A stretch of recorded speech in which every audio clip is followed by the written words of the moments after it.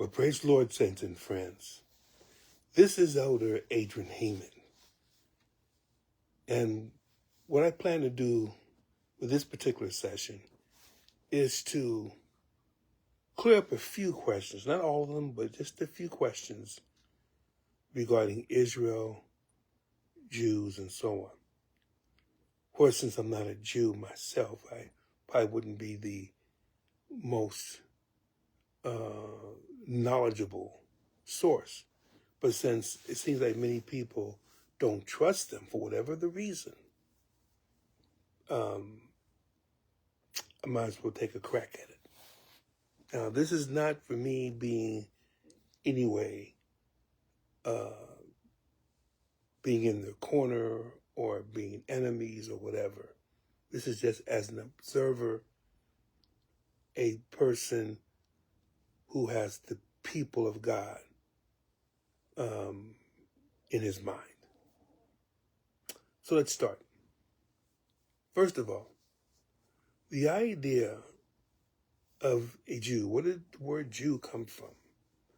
It came as a resident of Judah.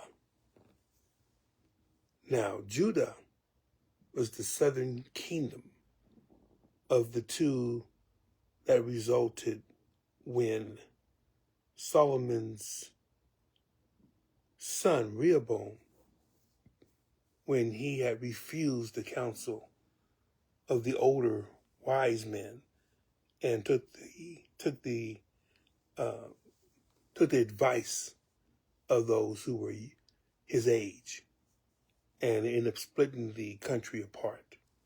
The northern kingdom became those with at least 10 tribes, and the southern kingdom was Judah, and some people say Simeon, some people say Benjamin. I think that as time went on, Benjamin probably geared itself more towards Judah. So maybe those were 3 tribes that actually ended up in at least partially within the confines of Judah. Now, there are people who say that there are no Israelites, no true Israelites, because the northern kingdom of Israel was deported by Assyria. And there's a reason why they call them the 10 lost tribes, is because on a official basis, none of the 12 tribes returned to the land of Israel. Not like Judah, which Judah, those that were captives from the Babylonians, they eventually came back under the Persians. And so those that came back were known as Jews. Essentially that came from, I believe,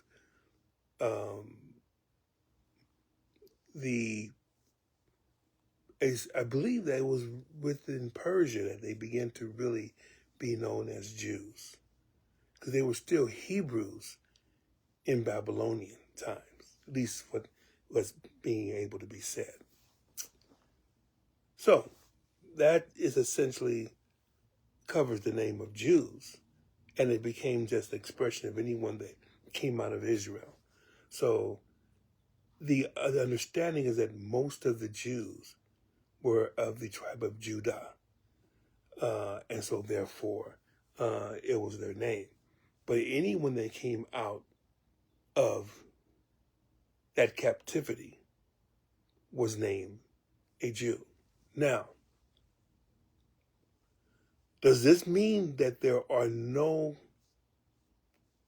other tribes that people can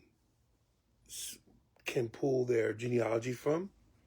No Issachar, no Zebulun, no Naphtali, no Gad, and so on.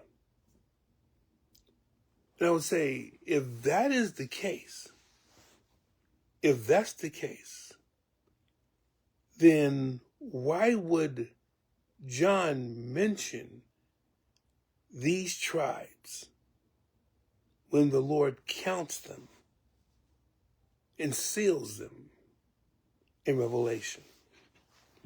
Now, one may say, well, but that was just a prophecy. They really didn't mean those tribes. But no. Number one, this is also another argument that people will make, that the promises given to Israel because of their continued disobedience were instead given to the church, which sounds real good, except that these were promises that were specific to Israel. Now, if that's the case, two things are happening. Number one, no promises that God made to Israel or Judah, no promises will be left unfulfilled, which means that the Jews or Israelites cannot end up being, exterminated. Not fully. Now, people have tried. It wasn't just Hitler either. In fact, most of the countries in Europe did not like Jews in their midst because they felt that the Jews killed Christ, not realizing that the Jews had help, that the Romans also killed Christ because they were the ones who okayed crucifixion. They also were the ones who whipped him, as well as the ones who punched him and beat him while he was walking towards one judgment hall to another. It wasn't just the Jews. It was the Romans as well. Also want to give you a point that essentially, just thought I would throw this in for a little bit extra, that when someone says that the Jews are black, and the reason why I say that is because there's been this question regarding the validity of Jews.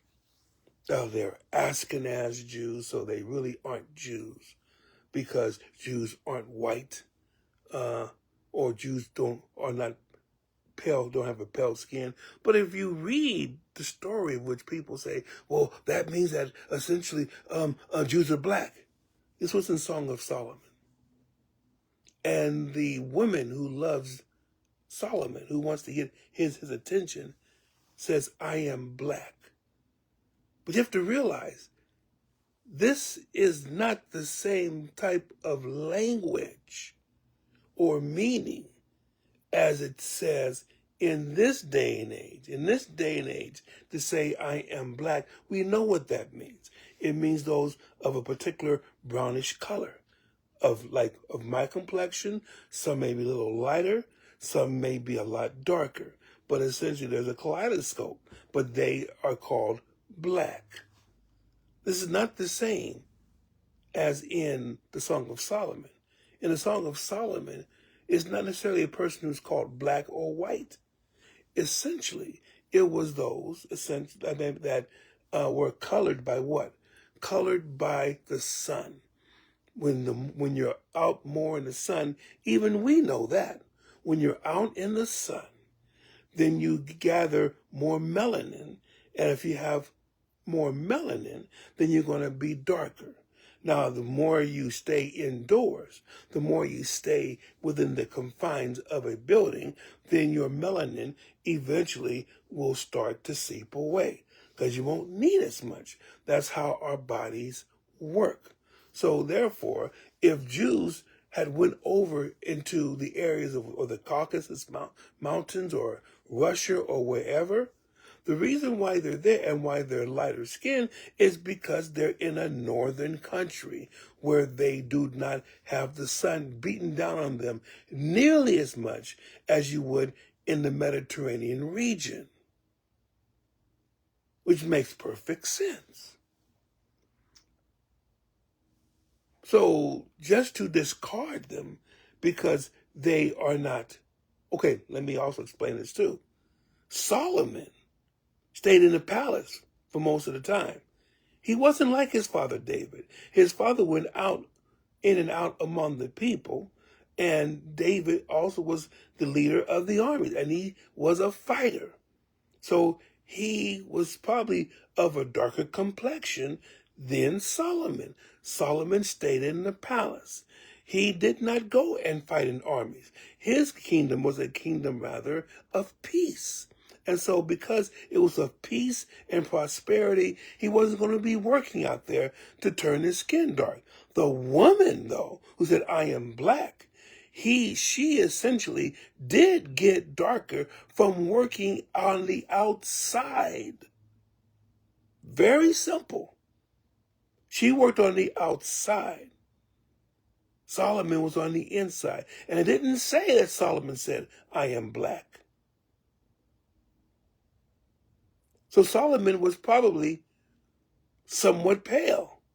The woman was probably very olive-skinned because she stayed outside to do her work.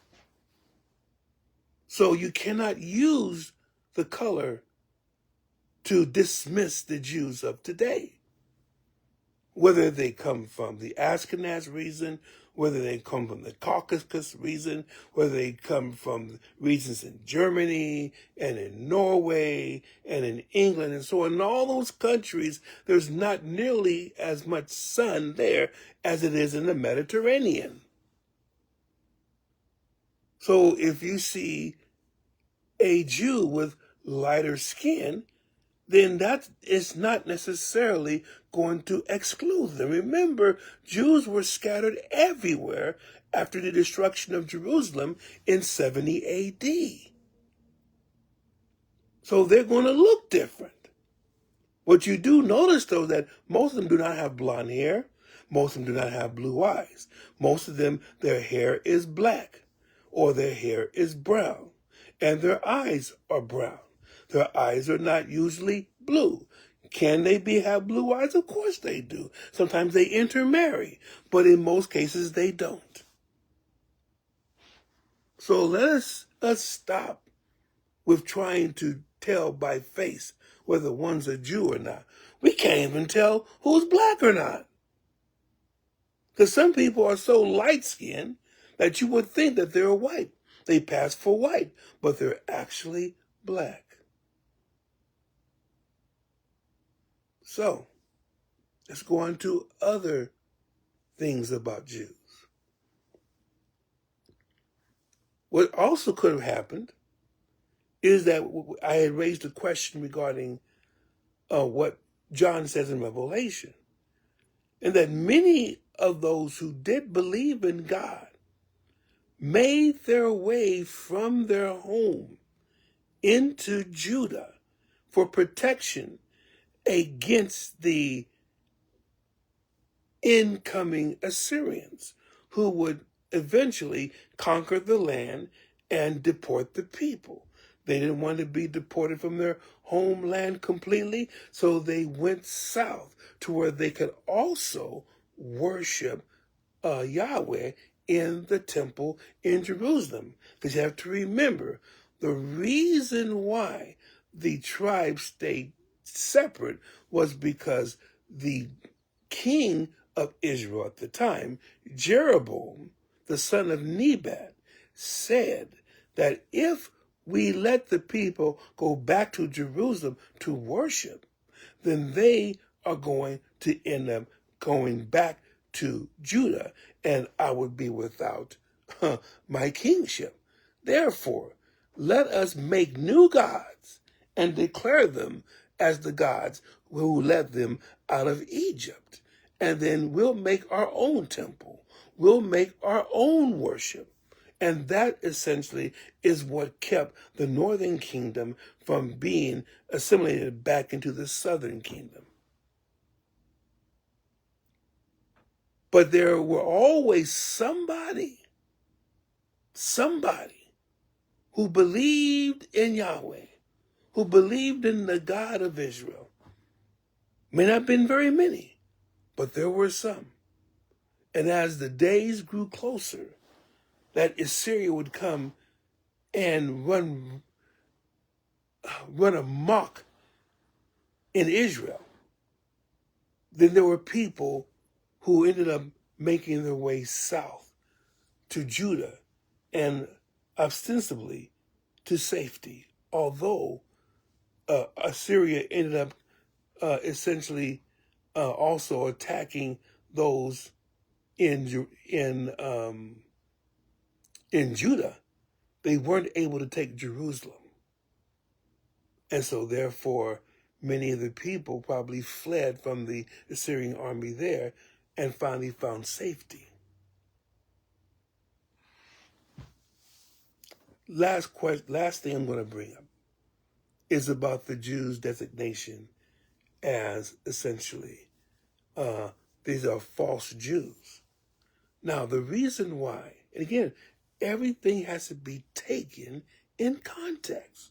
We read something and we're putting it in our own context so that it seems that essentially the Jews are no more Jews, but they are some type of brood of Satan, which of course is what they're called. But they're called that not because their genealogy is not conducive to being a Jew, but it's their actions. You see, God looks at actions. If the actions do not fit, then yes, he's going to call them, as what Jesus said, your father is Satan. Now, this is what he spoke to the Pharisees. The Pharisees were supposed to be the purest of the pure Jews. Now, if we take what Jesus said that you're not Jews at all, but you are, but that Satan is your father, not Abraham. And if that's the case, then essentially that means that essentially Satan must have been doing some relations with women for them to be called children of Satan. But that's not the case. That doesn't mean that. But Paul takes John takes his description from what Jesus said. So that we cannot essentially, literally,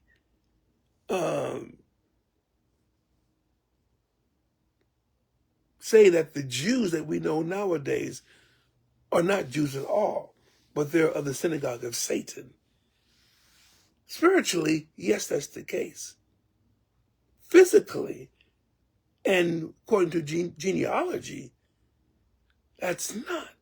And that's not what Christ was trying to accentuate. He wasn't accentuating their genealogy, their heritage. What he was going up against was, if you are children of Abraham, then you would do what Abraham did. It was all spiritual, not natural. So now that we are able to get these things out of the way, then we are no longer trying to switch the Jews or the promises of the Jews to the church, because there are still Jews that are alive that don't come from Africa. Africa meaning sub-Saharan or meaning North Africa. Doesn't mean, I know people say, well, but Africa is also where Israel is right now. Not necessarily. Many maps show it as part of Asia. And that Africa starts where the Sinai Peninsula is, at the very most. It might not even be there. It may be where you cross over from the peninsula into Egypt itself. But in any case, let's not use 21st century jargon and language to try to decipher the Bible that was written in the 1st century AD, or at least compiled in the 1st century AD, then written to send to various people in the Roman Empire.